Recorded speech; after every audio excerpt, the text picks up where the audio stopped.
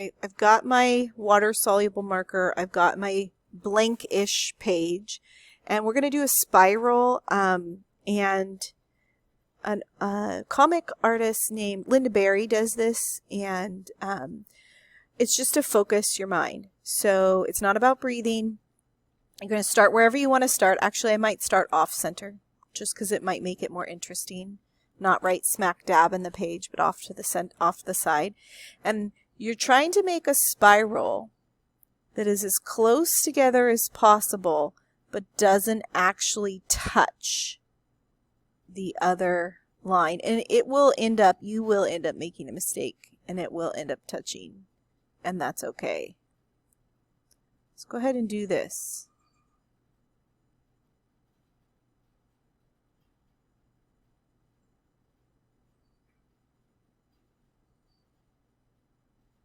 See, I just touched. Oh well. Just keep going.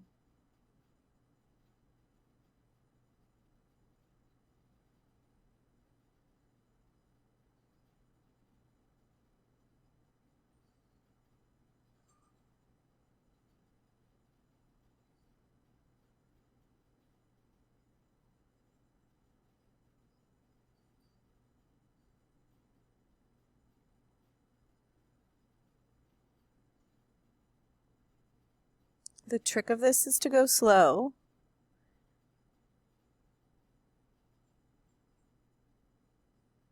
And mine ended up morphing shape, and that will happen. It can happen. It doesn't always happen. Just keep going.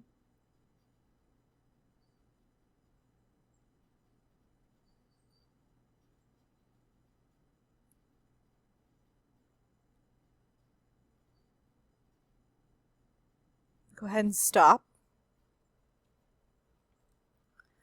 Okay, and sometimes it's good to do it somewhere else on the page. Now maybe you want to do it right next to it.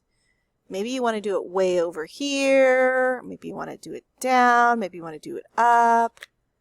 You get to choose somewhere else on the page. Another spiral. I'm trying to decide. And you can go on top. I'll go do it over here, but I'll go on top of what's there.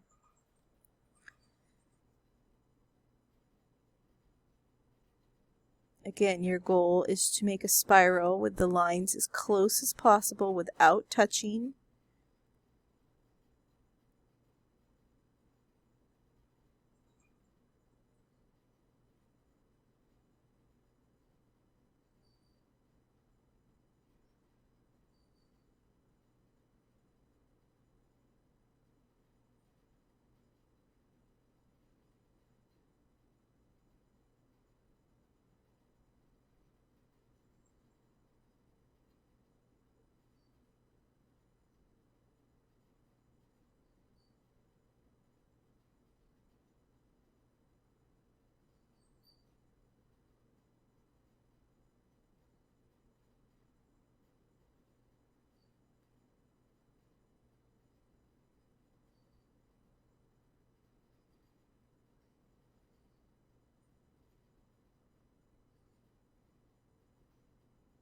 Okay, go ahead and stop.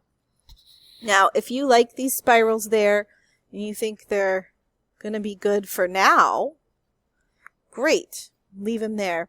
If you want to blur them out, you can take a little bit of water on a paintbrush and just kind of scribble over it, and it'll kind of bleed. If you really want it to disappear, you could scribble over it a lot with the wet paintbrush. Okay. So that's just a way to add like a layer to your page that's not necessarily bound to how well you draw, right? And like I said, I learned that from Lynda Barry. She's a comic artist. You can look her up. She's awesome. Okay? So that's our warm-up for today.